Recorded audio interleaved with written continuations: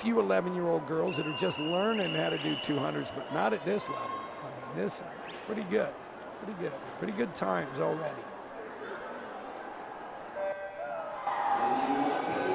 Yeah, 200s for the 11 and 12s is kind of a scary moment for them. Learning how to swim a 200, pace a 200, execute a strategy for a 200. And then you remember the first time you did a 200? I try not to.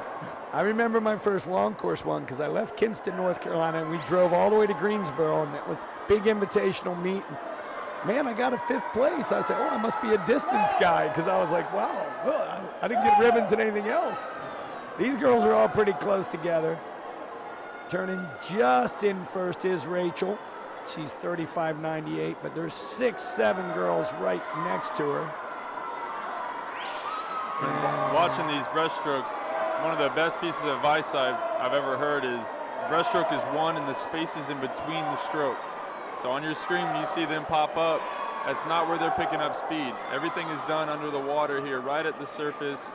They get their head up, get their breath, and get their arms through. But all of their work done is when they're in that streamlined body position, arms out in front, legs straight behind them. That's where in lane 2 from the Islanders, that's Makani Lamb. She did a nice job when you were describing that, Alex. And who said that? That's an excellent piece of advice. It's what is in between the stroke. I like that. Bob Madsen, my old coach, would always call it a stress and rest. You have to stretch, streamline, and give the muscles a little bit of rest there. But breaststroke has a lot to do with timing. A lot of neurological timing that goes into it.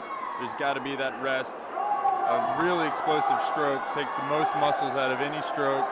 The most resistant, certainly, because of the rules, and these girls are doing a great job. You've got lane 2, lane 4. Over there in lane 7, Miss Chen, Amelia Chen from Nova. Another great program. She went a 41.7 there. She was the only girl on the third 50 that got under 42, so she's making a move here.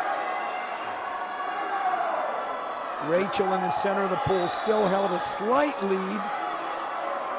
This last turn's pretty critical. We'll start to see them pick up their tempo here a little bit. That's all right if they hold on to water while they do it. Very important. You don't want to just start slipping. Lane 3 making a good move as well. That's Mycina Generali from the Condors. Great finish. And boy, she timed it just right. Nice, 40.3 on the end, 239.9. Outstanding. That's just good coaching right there.